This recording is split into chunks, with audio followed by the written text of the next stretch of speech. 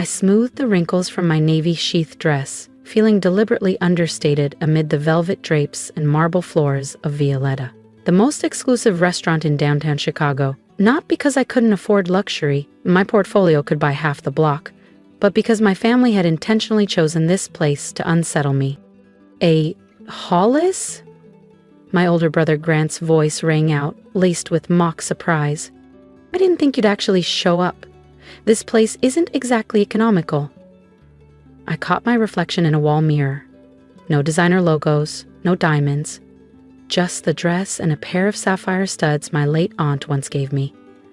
A look I'd refined over the last decade. I'll manage, I replied quietly, watching Grant share a smug glance with his wife, Celeste. As the maitre d' guided us to our table, I overheard Celeste mutter to my mother, "I told you we should have picked something more budget-friendly for her." If only they knew I owned a controlling stake in the hospitality group that bought Violetta last spring. The annual Hollis family dinner had become a masquerade of status ever since I left Hollis Equity 12 years ago at 26, walking away from what my father called the only sensible future to chase a laughable idea. Something with drones, he scoffed. Grant, ever the favorite, had stayed. Now CFO of Hollis Equity, he and Celeste had a Gold Coast penthouse and a country club lifestyle. They loved reminding me I'd once asked for help fixing my car. "So, Mira," Grant drawled as we sat down, "still tinkering with that drone hobby?" I sipped my wine, remembering the urgent proposal Hollis Equity had sent that morning, begging Artemis Airtech for a logistics contract. "Something like that," I replied. They didn't know Artemis, my company, was already operating a $1,800,000,000 zero-cents drone fleet across 6 continents, or that I'd funneled the original seed money from a silent exit deal with Tesla 5 years ago. Only my aunt had known. "Let them talk," she once said. "Just make sure you're the one signing the checks later." "She still drives that rust bucket Honda," Celeste snickered. If only she knew I'd landed my Gulfstream 2 hours ago. Speaking of cars, Grant chimed in, adjusting his Cartier cufflinks. "Celeste and I just ordered the new Bentley Flying Spur, fully custom, hand-stitched leather, imported trim." He turned to me with a smug tilt of his head. "What's it like, Mira, taking the train to work?" "Great way to cut emissions," I replied smoothly, thinking of the LEED-certified private jet terminal Artemis had just finished building near O'Hare. My father cleared his throat. "Now, Grant, let's not tease. Not everyone is made for the pressures of real finance. At least she's independent." He said the word like it was a diagnosis. "Oh," Celeste chimed in brightly. "Grant has some exciting news. Tell them, babe." Grant's chest puffed. "We're in talks with Argonne Freight. Once the deal closes, Hollis Equity will manage their entire Midwest logistics portfolio. $1 billion territory." I smiled faintly. Argonne Freight was one of the logistics companies Artemis quietly acquired 6 months ago. They had no idea their supposed deal would place them neatly under my corporate umbrella. "That's huge," I said, reaching for the breadbasket. "When's the pitch?" "Tomorrow morning," Grant said proudly. "Their CEO's flying in by private jet. You know you're dealing with serious people when they don't do commercial." If he only knew, it was my jet, and I'd be watching their entire meeting live from Artemis HQ. "I've heard the CEO's a mystery," my father added. "Nobody knows their name." "That's what high-level business looks like," Grant said with a smug smile. "It's about power, influence, serious capital." Celeste waved down the waiter. "Speaking of capital, Mira, they've got a nice salad that's reasonable." "I'll take the chef's tasting menu," I said, scanning the wine pairings. A pause. The tasting menu was $560, 0 cents per guest. "Mira," my mother whispered, eyes darting. "That's steep. You sure?" "Don't worry," I said, folding my napkin. "I've been saving." Celeste bristled. "This isn't the time to perform, Mira. It's a little sad." "I'm not performing," I said, locking eyes with her. Grant scoffed. "What next? You're secretly a jet owner too?" Right then, his phone buzzed. Grant glanced at his phone, the color draining from his face. "Excuse me," he muttered, rising stiffly and walking toward the lobby. I could still hear him from my seat. "What do you mean the Argon Freight CEO canceled the meetings in 12 hours? This is a billion-dollar deal. You can't just—" His voice dropped as he disappeared from view. When he returned, the cocky grin was gone. Celeste leaned in. "Is everything all right?" "Fine," he snapped. "Just business. Nothing you'd understand, Mira." I took a sip of wine, already drafting the email in my mind, the one I'd send tonight, as CEO of Argon Freight, respectfully declining Hollis Equity's proposal. We'd be going with another partner. "You know," Celeste said quickly, changing the subject, "this restaurant's part of the Violetta Group now. Grant and I just bought some shares. Didn't we, sweetheart?" Grant recovered enough composure to smirk. "Almost 5%. Pretty exciting." "How nice for you," I said warmly, remembering the board vote where I approved their micro-share purchase via a shell company wholly owned by Artemis. Just then, the waiter returned with my wine, a 2003 Burgundy rare enough to have its own security detail. "Compliments of the owner," he said with a slight bow. Celeste blinked. "There must be some mistake. We're shareholders. We didn't authorize anything." "No mistake, madame," the waiter replied. The owner was clear. For Miss Hollis's table only. Every eye turned to me. I raised my glass, cool and unbothered. "How generous," I said. Grant's phone buzzed again, likely another panic call from his team. He excused himself again. Celeste stared at the wine, then at me. "I don't get it," she whispered to my father. "They probably think she's someone else," he said firmly, as if trying to convince himself. I simply smiled. Tomorrow would speak for itself. The next morning, I sat in my private office, top floor of the Artemion Tower, watching the security feed as Grant paced the glass conference room. He'd arrived early, desperate to lock the Argon deal. Then Julia's voice came through my intercom.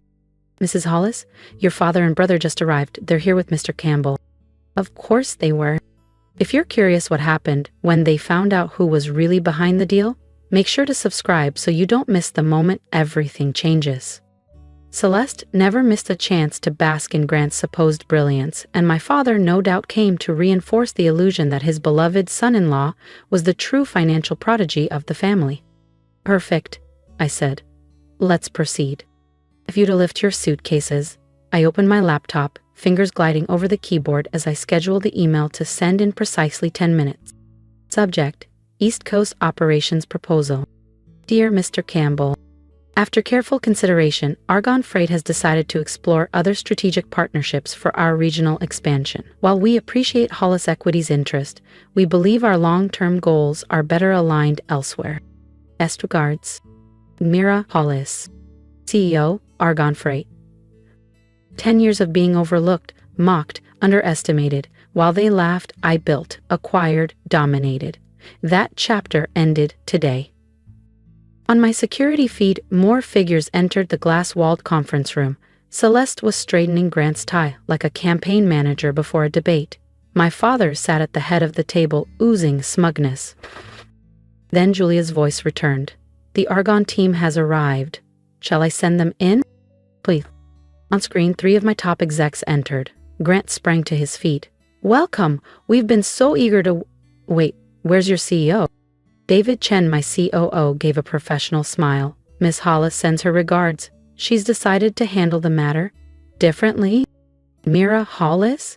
Celeste said, her voice laced with confusion.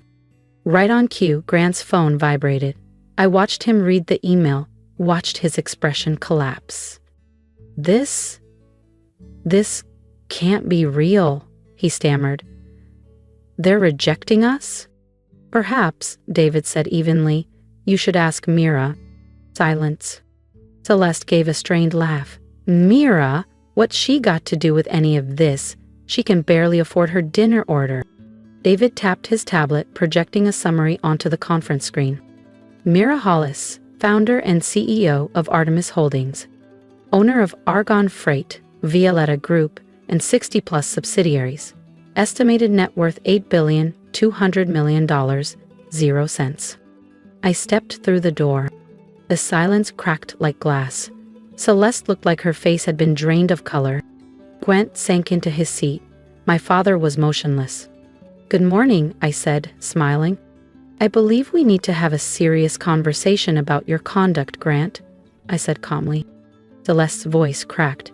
This is impossible. You drive a Honda. You borrowed money for a repair." "Actually," I corrected her, "I own the dealership that services that car. The loan story? Just amusing." Grant's voice finally returned. "But Argonne Freight? The jet? The building?" "Yes," I said, lips curling into a smile. "The private jet you couldn't stop bragging about? It's part of my personal fleet. Would you like a tour? It's at my terminal. Artemis Aviation built it last year." That finally broke my father's silence. "So, all this time, you've been building an empire." I met his stunned gaze. "While you were busy mocking my little drone hobby, I was becoming one of the largest private investors in the U.S. I turned toward the floor-to-ceiling windows, letting the skyline speak for me. "That restaurant you just bought shares in? I own 40% of the group. That office tower Hollis Equity leases space from? I bought it last spring. That private jet firm you desperately need? Just one arm of my aerospace division." Celeste had started to cry. Her mascara streaked in black lines down her face. "Why didn't you tell us?" I turned back. "Would you have believed me? You all decided I was the family embarrassment. It was easier to let you think that while I built something you couldn't even imagine." "Now listen here," my father snapped, clinging to whatever authority he had left. "No," I interrupted. "You don't get to play family now, not after a decade of watching them humiliate me at every turn." I picked up a folder from the table. "Let's talk about Hollis Equity." Grant stiffened. "My team discovered some creative accounting in your recent filings. Care to explain?" Grant's face strained. Celeste turned sharply toward him. "What accounting?" "Ooh, you know, the usual inflated margins, off-book transfers, and about $3,400,000 0 cents quietly redirected to a Cayman account." "You've been investigating us?" my father asked, voice rising. "Of course. I vet every potential partner," I said coolly. David stepped forward and handed each of them a copy of the report. "You'll find all the details inside, including that Cayman transaction, Grant." Celeste snatched her copy, hands trembling. "But Grant, what is she talking about?" Celeste's voice cracked in disbelief. But Grant didn't answer. He stared blankly at the report, shoulders slumped. He knew every word was true. "Here's what's going to happen," I said, stepping forward. "Grant will resign from Hollis Equity, effective immediately. If he does so quietly, this report stays confidential." "And if he doesn't?" Celeste asked, her voice shaking. I gave a small shrug. "Well, the SEC tends to find this sort of documentation fascinating." "You can't do this," my father said weakly.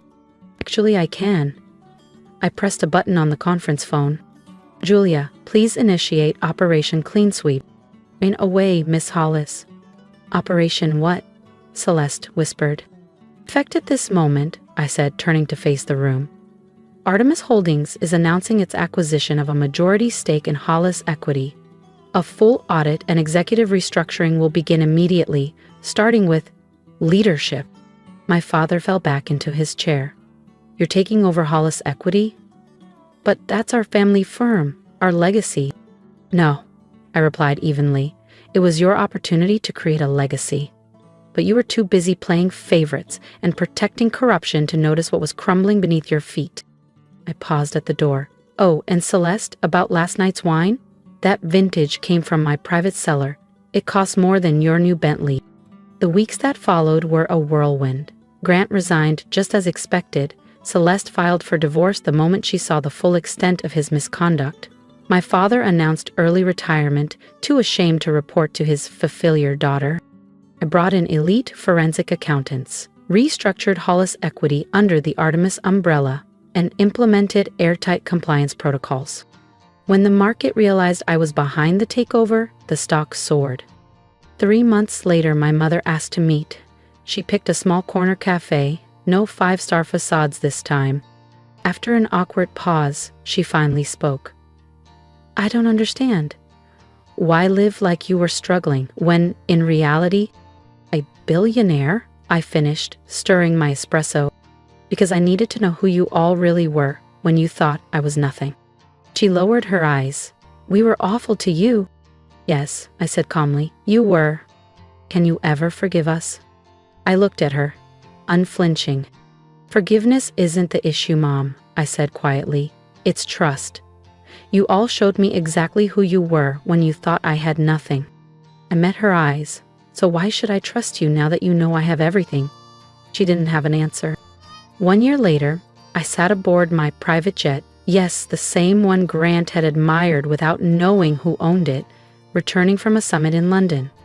The Artemis portfolio had just expanded into Europe. Another milestone.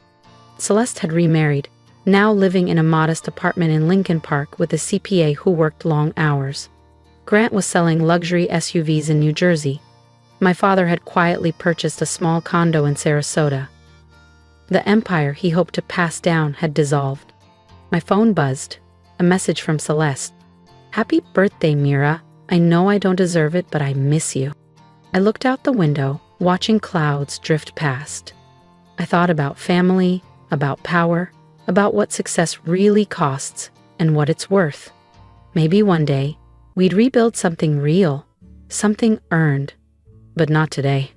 Today, I was at peace knowing I'd created something extraordinary while they were busy laughing behind my back.